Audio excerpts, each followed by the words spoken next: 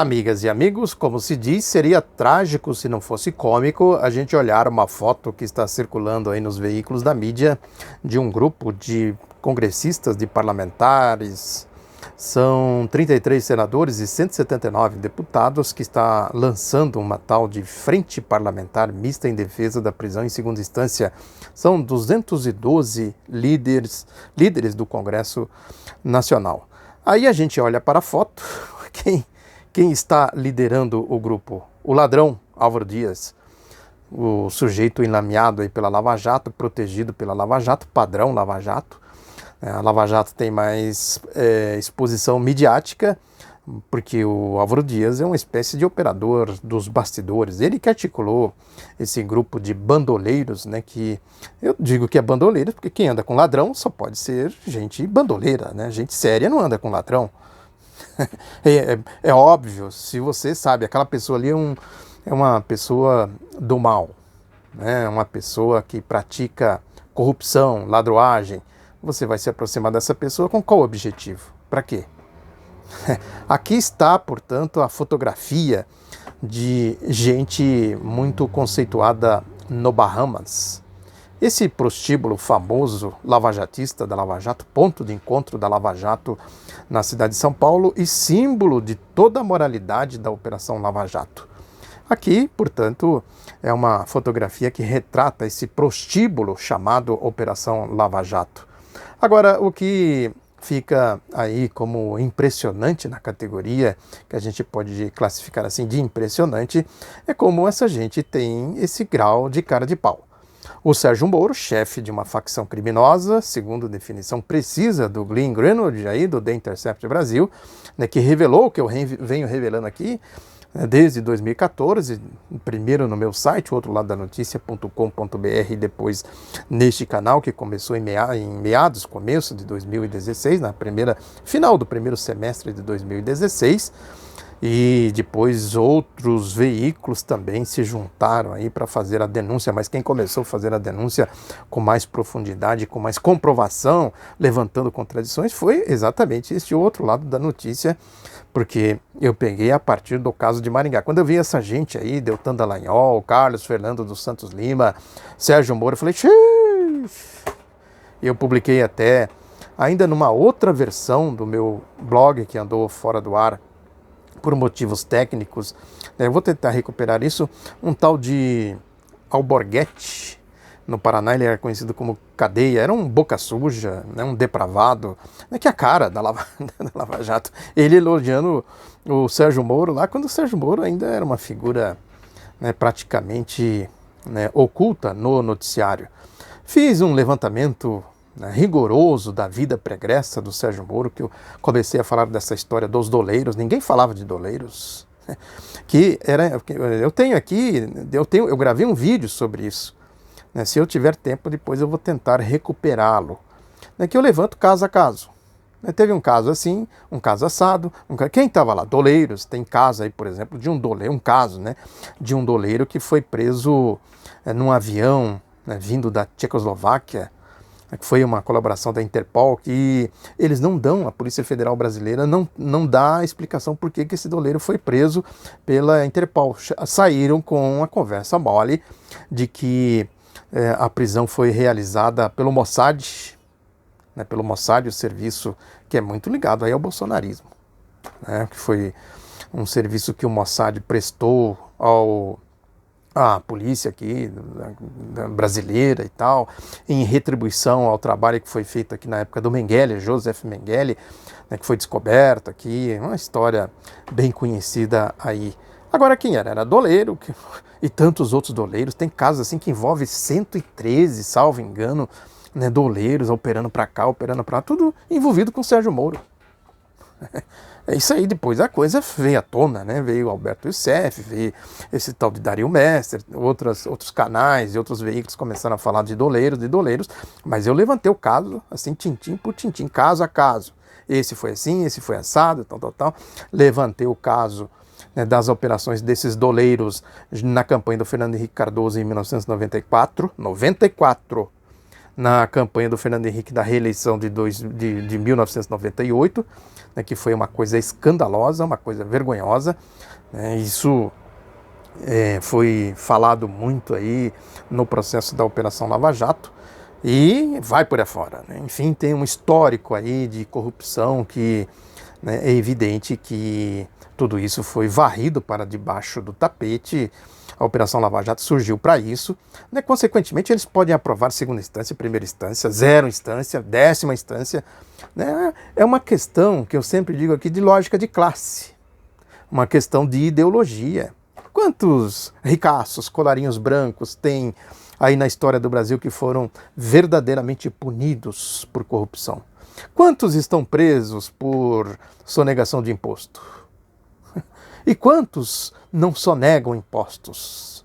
Eu falei aqui dados da Receita, e são dados públicos da Receita Federal, de que para cada R$1 pago em imposto, R$1 é sonegado. Eu nem sei se esse dado está atualizado, se é isso mesmo. Eu tenho dúvidas, imagino que seja até mais que isso, porque a sonegação graça por aí. Essa sonegação, como é que ela transita nas contas bancárias? Se não pelo esquema de Caixa 2, né? O esquema aí das contas CC5, a Operação Banestado, essas coisas todas. O caso de Maringá é muito flagrante. O ladrão Álvaro Dias envolvido até o pescoço. Quer dizer, qual é a punição que se deu, né, para o ladrão Álvaro Dias, no caso lá de Maringá? Né, com a conivência do Sérgio Moro. Conivência do Sérgio Moro. Eu não estou falando das miudezas, de APAI, de Cascavel, né, vendas de palestras, de livros, né, enfim, essas negociatas todas do Sérgio Moro e do Deltan Dallagnol, que a gente sabe. Estou falando de coisa grossa, coisa barra pesada, né? Da indústria do Caixa 2, da indústria da evasão de divisas e da lavagem de dinheiro. Quem é que opera tudo isso? Aí é lógico que essa gente aqui do Bahamas é o símbolo, portanto, do prostíbulo Bahamas. Essa gente aí, não é à toa, né, que o Bahamas fez festa lá quando a Dilma foi golpeada, quando ela sofreu o impeachment fraudulento. O Oscar Maroni, acho que é Maroni que ele chama, deu cerveja e foi todo mundo lá, pôs o Sérgio Moro no telão, ao lado da Carmen Lúcia, que à época era a presidenta do Supremo Tribunal Federal. Não gosta que fala presidenta, né?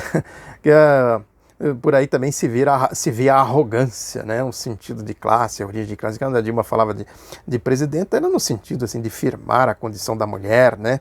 Isso é importante, não é qualquer coisa numa sociedade de uma cultura machista. Aí depois vem os depravados, aí a misoginia oficializada, que é o caso aí dos grupos das facções criminosas, né? Até a maneira. É interessante isso, né? Como a ideologia, né, fala pelas pessoas. O Sérgio Moro, por exemplo, a senhora presidenta.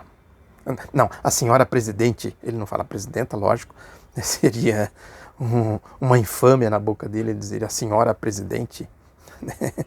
Porque eles têm ojeriza, né? Ele não gosta de falar, né, um nome assim do povo, gente do povo assim. Lula, por exemplo, para ele falar é uma dificuldade, o senhor presidente. A bandidagem aí também, né, que se juntou ao Hugo Studart, por exemplo, não fala meu nome, porque eu me sinto um pouco Lula quando eu me deparo com esse tipo de gente, sabe? Eu sou citado quando muitos, né, assinado lá pelo historiador oficial do PCdoB, né, pela PEN, quer dizer, os outros escreveram, eu que assinei, eu sou um laranja. Né, isso é muito revelador, né, do comportamento. Não falo o nome das pessoas. Porque o nosso nome soa como música nos nossos ouvidos. É gostoso, legal. Alguém te reconhecer, falar, Oswaldo Bertolino, Oswaldo. Muita gente me chama de Bertolino, né? Poderia chamar de Oswaldo, que é o meu verdadeiro nome. Oswaldo. Né? O Oswaldo Bertolino, que chame mesmo de Bertolino, né? Chame como quiser. Agora, a pessoa, né? Aquele ali, ó. Quem é? Aquele ali. É o Demiurgo de Garanhuns, como fala o editorial do jornal Estado de São Paulo. Vejam que isso é o Brasil. São estruturas sociais, né, bem demarcadas, fendidas, né, de um lado o povo, do outro lado essa elite, essa gente aí, a ideologia dessa gente. Aí a ladroagem cria uma frente. É história, né? Se gritar pega ladrão, não fica um meu irmão. Agora, a pergunta que emerge é o seguinte: essa gente aí não tem. É isso, né? Não tem medo de criar uma lei se essa lei pegar aí? Não, não tem, porque nunca antes na história desse país, né, ninguém do colarinho branco foi efetivamente punido, né, de verdade, com a lei e tudo mais. Pega o povo, pega um pernambucano lá, o Demiurgo de Garanhuns, no pau de arara. Vamos demiurgar lá em São Paulo e tal, companheiro, vem demiurgar aqui. Pega o Demiurgo, pega, cerca. Aí solta aí a turma do Bahamas, né, a quadrilha do Sérgio Moro, para cercar o Demiurgo de Garanhuns. A lógica é essa, o sentido de tudo a segunda instância é essa aí. Quer dizer, eles sabem, né, que isso aí é uma falácia, até porque se eles aprovarem esta lei, seria a lei Lula, né, a lei Fleury invertida, já comentei isso aqui também, né, que a ditadura criou uma lei específica para proteger a turma da Lava Jato da época, que era a turma do DOI-CODE, o delegado Sérgio Paranhos Fleury, que seria o Sérgio Moro da época, né, junto com o Carlos Alberto Brilhante Ustra, do DOI-CODE, né, que seria talvez o Deltan Dallagnol da época, né, as facções criminosas e tal, que os regimes corruptos, latrocidas, né, sempre formam, né, o Hitler com a sua Gestapo, né, o Mussolini com seus camisas pretas, enfim, aí tá a história, tem uma história aí né, dessas milícias que eles formam para perseguir o povo. E aí, evidentemente, que a gente não pode, né, também desconsiderar, deixar de constatar os efeitos disso sobre a vida do povo.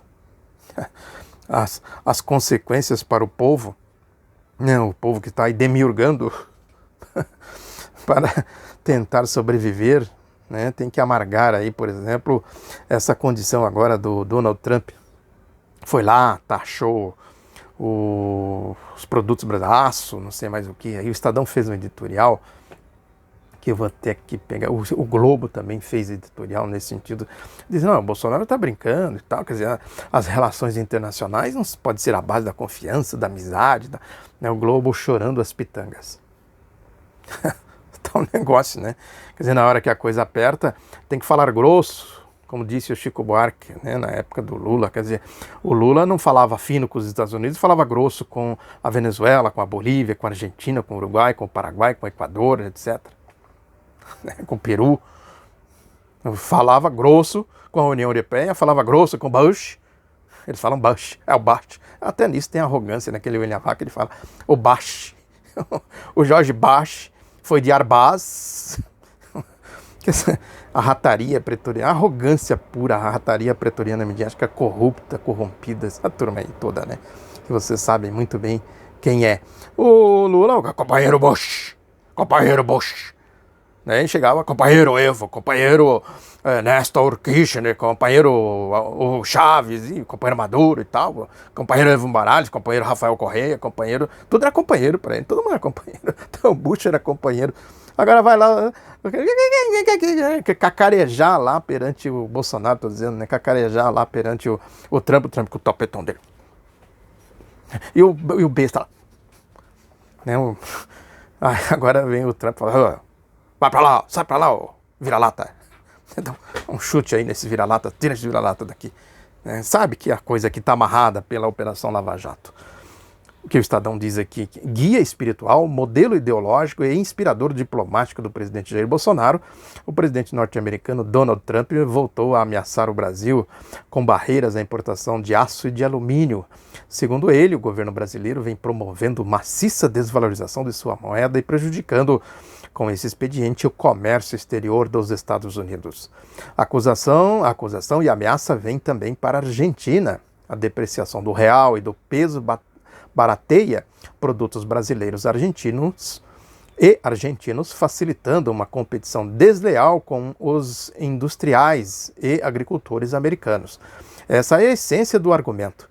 Teria sentido se a acusação fosse verdadeira, mas chega a ser uma perversão acusar os governos de Brasília e de Buenos Aires pela desvalorização de suas moedas nacionais. Trata-se de um evidente fenômeno de mercado, como percebe qualquer pessoa razoavelmente informada. O problema é que o Estadão vai né, falando mais ou menos nesse tom. O problema é o problema de sempre. Quer dizer, quando você tira o Estado, né, da gestão da economia, né, entrega ao mercado, o mercado toma conta. A desvalorização do real é exatamente do real frente ao dólar, né, a apreciação do dólar, é exatamente uma questão de mercado, claro. O Estadão tem razão nesse sentido. Agora o mercado tem dono. O mercado tem dono. O mercado, a mão invisível do mercado tem cérebro, eu sempre falo isso aqui. Então acha, não é uma mão que tem por aí, o que eles dizem é assim, uma mão solta por aí, né? Que essa mão vai, regula aqui, regula ali, tal. Quer dizer, não tem um cérebro comandando esta mão. É uma sandice, né? É uma imbecilidade. Agora, quando interessa para eles, né? Isso é da lógica porque a turma do dinheiro, a turma da bufunfa, né, começa a pressentir aqui desastres, lógico. Na Argentina, eles culpam a Cristina Kirchner, está aqui no editorial do Estadão. E aqui no Brasil, culparam o lulopetismo, agora não tem mais, porque já foi 2016 para cá, já tem chão. Eles dizem que é simplesmente o mercado, quer dizer, o mercado olha para cá e fala assim, esse governo é de doidos, de maluco. O mercado, entre aspas, o cérebro da mão invisível do mercado, começa a tirar o dólar daqui. Quando começa a tirar o dólar daqui, o mercado, obviamente, joga o preço para cima, beneficia os exportadores brasileiros, prejudica os exportadores americanos. Aí o que faz o Trump? Taxa. Né, vocês estão desvalorizando, como ele diz aqui, estão desvalorizando, como é que foi que ele usou aqui? Maciça desvalorização de sua moeda, prejudicando o comércio exterior dos Estados Unidos, tal. O Trump fez a mesma coisa com a China, a pressão contra a China, né, a pressão cambial contra a China, está fazendo agora também com alguns países da Europa, anda às turras aí com a França, Emmanuel Macron. É aquela história, o Trump nunca escondeu isso, quer dizer, a América primeiro, quer dizer, os Estados Unidos primeiro. Agora, aí o Estadão diz aqui que é o guia espiritual, modelo ideológico e inspirador diplomático do presidente Jair Bolsonaro. É isso, né? É o cachorrinho, o vira-lata, que o Trump entra aí. Ô, vira-lata, senta aí um pouquinho, abana o rabo, dá a patinha. Agora, show, sai daqui, já encheu o saco. Tira esse pulguento daqui. Aí taxa em cima desse pulguento aí, porque né, nós não vamos ficar aqui sustentando a exportação, aceitando produtos brasileiros aqui, né, na lógica do mercado. O mercado tem o cérebro do mercado, é aqui. É o Pentágono, é o Wall Street. Vocês acharam ruim? Ó, o Pentágono aí, ó, armado até os dentes. Agora, o vira-lá, como é que anda lá o vira-lá? O vira-lá disse que vai telefonar pro senhor e tal. Ó, fala para ele telefonar, assim, no meio da tarde, ou então, a hora que eu estiver dormindo, né, de madrugada, tal. Se um dia eu quiser falar com o vira-lata, eu falo, senão não falo, daí quem manda sou eu mando nele, eu já mando ele calar a boca, fala lá pro Sérgio Moro, dizer para ele calar a boca. O Sérgio Moro é dos nossos, diz o Trump. Aí vai o cachorro vira-lata, da turma dos... Tem vira-lata louco também, cachorro louco vira-lata, claro que tem.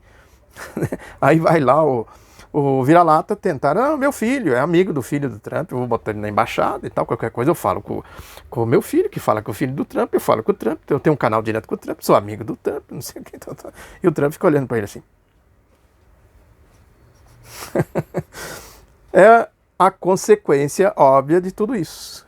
Quer dizer, da ladroagem, aí, né, do que eu falei aqui do começo do vídeo, a turma da prisão em segunda instância, os ladrões, né, criando aí a lei da segunda instância, né, e é isso, né, porque a lei teria que ser retroativa, retroagir, como é que eles vão fazer? Isso seria ditadura aberta, né, que a lei foi aprovada hoje, ela passa a valer a partir de agora, não pode retroagir, prendendo o Lula, tá? Mas a gente arruma um pretexto qualquer, aí condena o Lula de novo, em segunda instância a gente prende ele de novo.